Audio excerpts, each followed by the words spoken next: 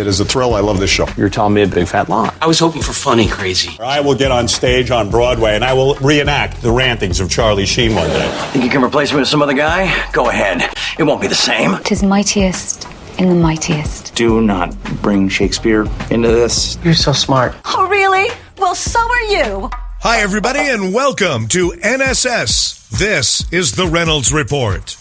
Actor Robert De Niro and director Martin Scorsese will reunite with the rest of the cast of Goodfellas for a special screening to mark the 25th anniversary of the gangster film. It will close the Tribeca Film Festival next month. Organizers of the festival said on Wednesday that Joe Pesci, Ray Liotta, Lorraine Bracco, and Paul Sorvino will discuss the 1990 Oscar-nominated film with comedian Jon Stewart after the screening on April 25th. That will take place at the Beacon Theater in Lower Manhattan. 100 feature-length films from 31 countries will be screened during the 14th Tribeca Film Festival. The world premiere of Live from New York, about the NBC late-night comedy sketch show Saturday Night Live, will open the festival on April 15th.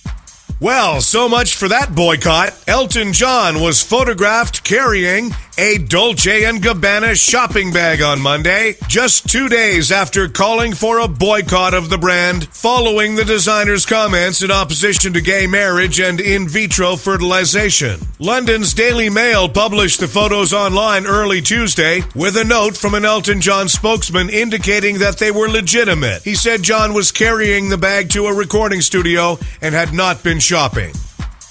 Hey, Vladimir Putin is back on the job after being missing for nearly 10 days. Putin wasted no time and got right back to denying he's killed any opponents. A pastor in Michigan is steeped in controversy after comparing gay people to axe murderers. It could have been worse. He could have compared them to Axe body spray. A Brazilian judge was caught driving around in a court-seized Porsche, now admits to embezzling $265,000 of drug money as well. And oh yeah, I haven't paid for my cable in years. In honor of the birth of his daughter, singer Chris Brown announced he will no longer use the word hose in his music. In another gesture of respect for women, Brown said he may also stop punching them. Oprah announced another big auction from her personal collection next month. Among the extremely rare items are a lock of Dr. Phil's hair and a hardly used bottle of Dr. Oz's Integrity.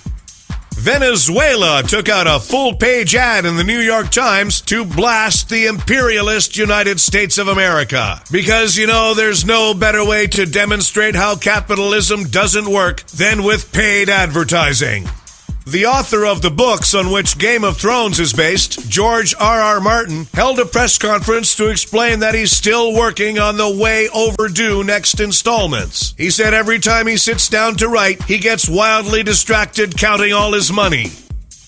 Starbucks has started a campaign where they want baristas to have conversations with customers about race relations. Whoa, that's going to really slow down that drive-through lane.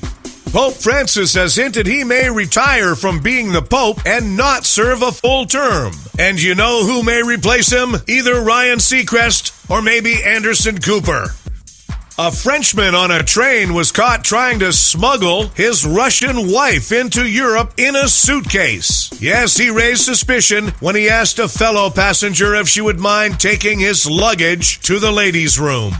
Thanks, everyone. We have a new episode of the Reynolds Report for you every weekday. Check out the Being Frank Show starring Frank D'Angelo. Live Tuesdays and Thursdays at 3 p.m. Eastern, right here on NSS.